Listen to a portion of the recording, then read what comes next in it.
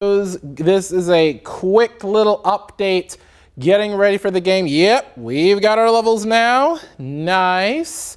And we are going to go ahead and take a live look at DKR Texas Memorial Stadium. How about that? Because we've got a pretty big game this morning as the Longhorns, they take on San Jose State and probably beat them 69-0 based on both teams and how good each of them are. But anyways, we've got another hot day today, although not necessarily as hot. We've got a cold front moving through as we head throughout the day as well, and a few of those scattered showers are still possible. Now, we hit the triple digits yet again. It was our 21st triple digit day of the year, but already we're checking in at 80, but we're not going to move much past that, and a lot of that is because of that front that will have already moved through.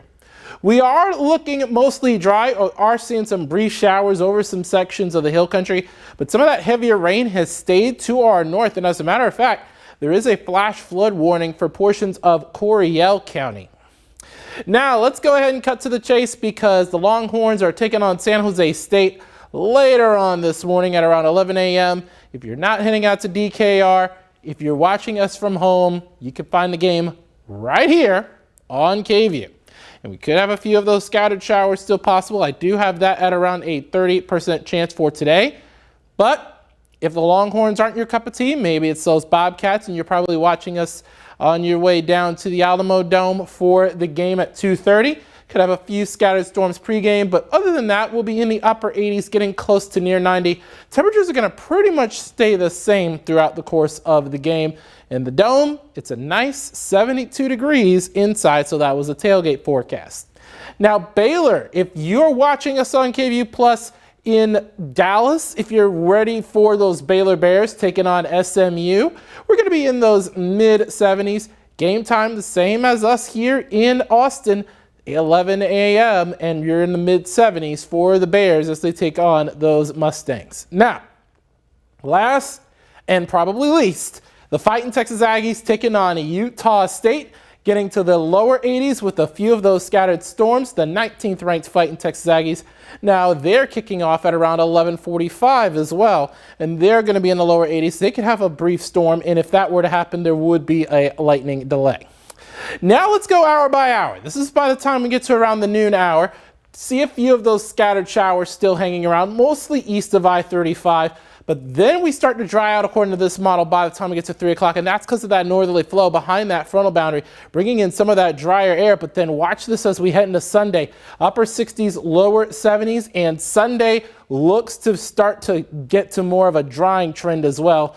Model data, according to our in-house graph model, does show areas along and east of I-35 only getting a few hundredths of an inch. Some areas may get around a half an inch to an inch, but it's looking like a lot of these raindrops are going to be fewer and further between. But there are other models that still show some good bits of rain. And so for tomorrow, our flood outlook is 1 out of 4. That being a marginal risk. I'm a little watching very closely those creeks and streams, those low-lying areas, those low water crossings, as well as those poor drainage areas, especially in urban portions, especially in and around the Austin metro. Your algae count this morning, weeds and fall elm low, ragweed also low. Mold is high with elevated levels of alternaria, so something we're going to watch for very, very closely. Now, we do have high pressure coming in as we head into next week, and by the time we get to Tuesday and Wednesday, we'll be back above average. Average for this time of year is 94. Again, we're slowly dropping on down, getting close to those fall and winter averages as opposed to the summer-like averages that we've been having, especially with early last month being the hottest month of the year on average at Camp Mabry.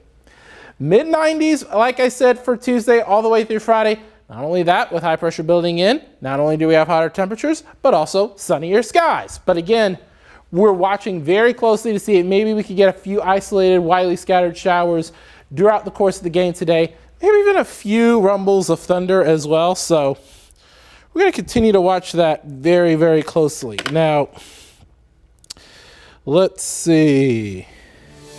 Anyone really have anything? And oh, by the way, I'm going to go ahead and show y'all Sunday's outlook as we pull the boxes up a little bit. And we're going to show you the futurecast for Sunday. Now, We're going to go through it pretty slowly because I know some of y'all have outdoor plans for Sunday as well. Now this is around 11 a.m. noon, showing lower 80s, getting to, of course, the mid 80s. I did see some models get closer to the upper 80s, yep, and that's what we've got here. But notice, yeah, there's a 1 out of 4 marginal risk of excessive rainfall, but this particular model really is not showing a whole lot. It's really honestly only showing just a few clouds hanging around because that front will have swept all the way through and dry air would have taken over. But I'm going to show you a model comparison, and this is kind of why the National Weather Service still has that 1 out of 4 in place. Look at this HRRR model. It does show some areas that are looking at around maybe even an inch to even 2 or 3 inches. And if that happens, you know, that's where you have that flooding potential because a lot of our highland lakes are full, especially out in the hill country. So likely what's going to end up happening is you're going to have quite a bit of rain move in at one spot, and that could create a little bit of that flash flooding. I'm not expecting anything like, you know, Camp Mystic or Kerrville or Cow Creek or Sandy Creek or anything like what we had at the beginning of July. No, that is not happening, straight up, okay? What we could see, though, still, is a few of those scattered showers and maybe even some brief heavy downpours in spots throughout the course of this weekend, and that's where you get that very minor flood risk. But the flood risk has started to trend downward, which is good.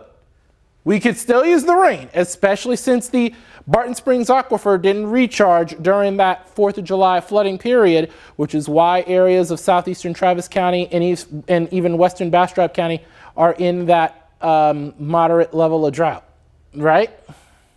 So, in case you're wondering, that's your reasoning. Now, let's see. Doesn't look like anyone have any questions, so I'm going to go ahead and we're going to finish show prepping here.